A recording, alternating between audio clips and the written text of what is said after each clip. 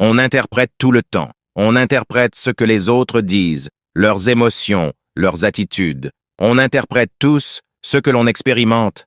Interpréter, c'est dégager, trouver le sens juste, donner du sens à ce que j'entends, ce que je vois, je rêve, je lis, à ce que je vis. Dans le plan de Dieu comme dans les difficultés de la vie, c'est pareil. Tout est une question d'interprétation.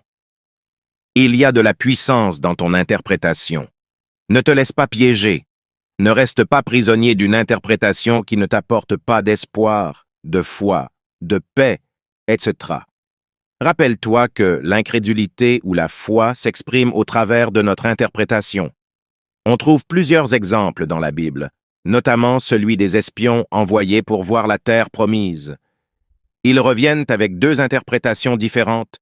Ils voient les mêmes choses, expérimentent les mêmes fruits, voient les mêmes peuples, et ils ont deux interprétations différentes. 10 d'entre eux se voient faibles par rapport à l'ennemi. 2 d'entre eux, Josué et Caleb, disent « Dieu est avec nous, on va y arriver ».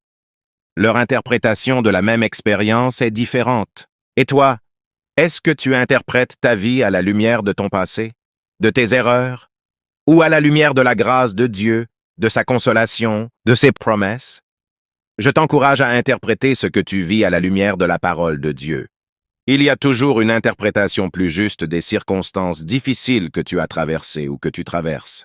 L'apôtre Paul interprétait ses souffrances, les épreuves et l'adversité qu'il traversait à la lumière de l'éternité. Car nos légères afflictions du moment présent produisent pour nous, au-delà de toute mesure, un poids éternel de gloire. Son interprétation était que ces souffrances étaient productives pour produire en lui un poids éternel de gloire. Il en est de même pour toi. Je t'invite donc à prendre un instant dans la prière pour demander à Dieu de te donner une interprétation juste de ce que tu vis en ce moment. Car n'oublie pas, Dieu a toujours les meilleurs intérêts en tête pour toi. Que Dieu déverse sa faveur sur toi.